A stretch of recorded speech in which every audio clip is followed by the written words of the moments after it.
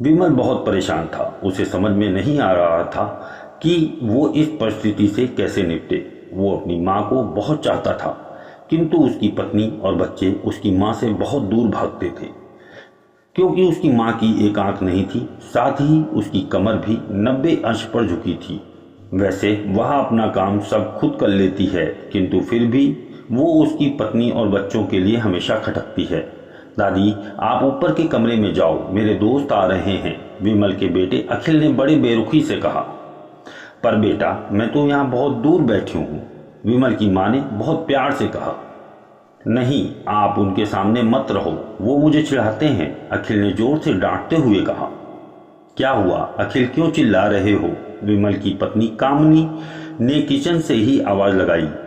देखो ना माँ, ये दादी यही ड्राइंग रूम में बैठी हैं और मेरे दोस्त आ रहे हैं, अखिल ने शिकायत भरे लहजे में कहा।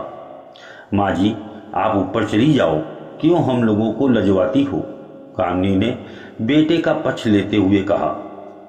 बेचारी सरस्वती चुपचाप उठकर जीने के सहारे ऊपर जाने लगी। कमर झुकी होने के कारण उन्हें ऊपर चढ़ने में बहुत परेशानी हो रही थी, किंतु वो पूरी ताकत से ऊपर के एक अकेले कोने वाले कमरे में जाकर बैठ गई। विमल बाजू के कमरे से सब सुन रहा था। उसे कष्ट हो रहा था कि उसकी माँ को अपमानित होना पड़ रहा है, किंतु वो असहाय था। अगर वो कुछ कहता तो पत्नी और बच्चे उसका विरोध करने लगते हैं। दूसरे उनके तर्क भी सही लगते हैं। चूंकि वो एक प्रशासनिक अधिकारी था, उसका सामाजिक स्तर बहुत ऊंचा था।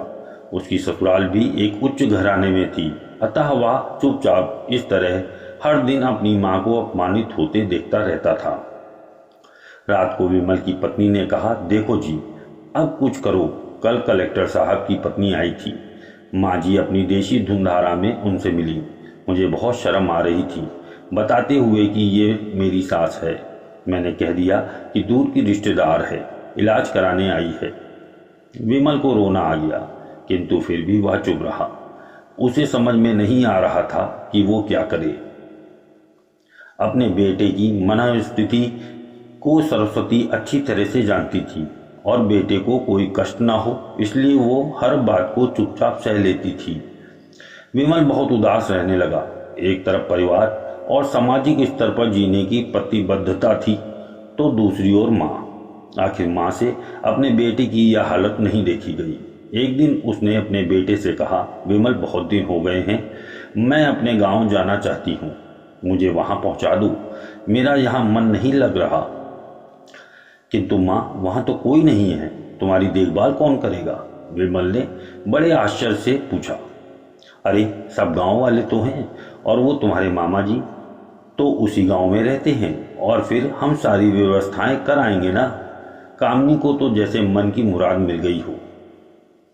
हाँ बेटा, बहू सही कह रही है, सरस्वती ने लंबी सांस लेते हुए कहा। विमल जानता था कि गांव में माँ की देखभाल करने वाला कोई नहीं है, लेकिन अपनी पत्नी की जिद के कारण वह अपनी माँ को गांव छोड़ने पर विवश हो गया। माँ को गांव छोड़कर आते वक्त उसे रोना आ रहा था तथा अपनी बेबसी पर गुस्सा भी आ रहा था, किंतु परिवार, पत्नी और समाज ने उसके इस मनोभावों को दबा दिया और वो सुकून सा महसूस करने लगा। कुछ दिनों के बाद उसके चाचा, जो अमेरिका में रहते थे, आने वाले थे। जब विमल बहुत छोटा था, उसके पिता जीवित थे, तब वो भारत आए थे और उसके बाद वो अब भारत आने वाले थे। पूरा परिवार और आस पड़ोस बहुत उत्साहित था। अमेरिका से विमल के डॉक्टर चाचा आ रहे थे। डॉक्टर रमेश ने जैसे ही घर में कदम रखा, सबने मिलकर बहुत उत्साह से उनका स्वागत किया। क्यों विमल भाभी नहीं दिख रही, कहाँ हैं? डॉक्टर रमेश ने उत्सुकता पूर्वक पूछा। जी, वो अब गांव में रहती हैं, यहाँ उनका मन नहीं लग रहा, कामनी ने सपाट लहजे में उत्तर दिया। डॉक्टर रमेश ने विमल की ओर देखा तो विमल ने अपनी आंखें झुका ली। डॉक्टर रमेश सब समझ गए। बोले, कल हम भाभी से मिलने गांव चलेंगे। दूसरे दिन सभी लोग गांव के घर में पहुंचे।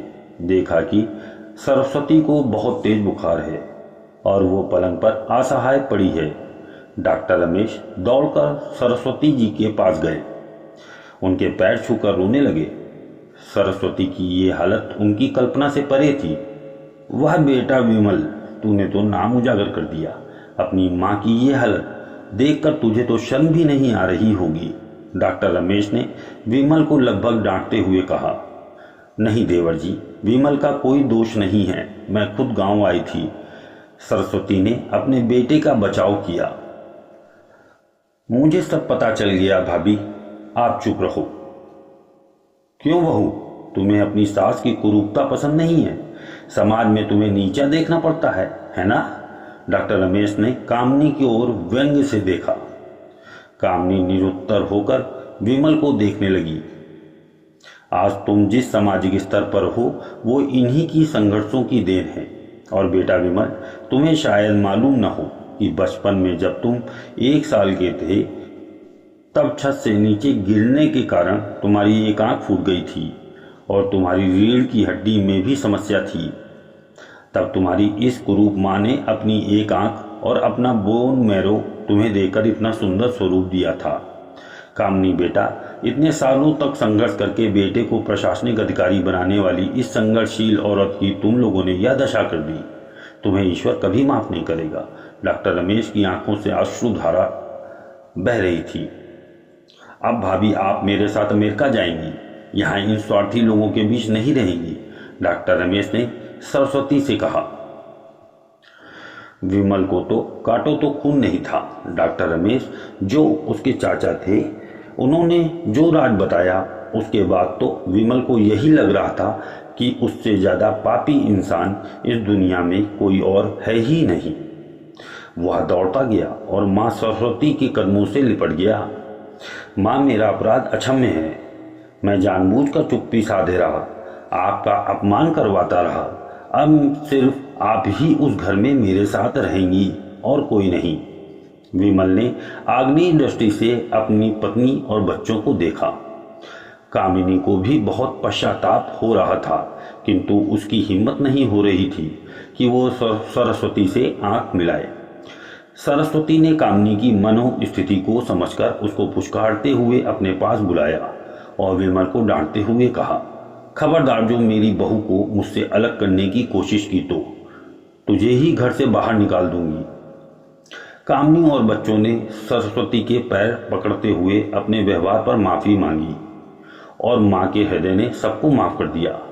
दोस्तों, माँ बाप की सेवा ही सर्वोत्तम धर्म है, क्योंकि एक माँ बाप ही हैं जो जीवन में आपके लिए अपनी सारी खुशी छोड़ देते हैं। कृपया लाइक और शेयर करें। धन्यवाद।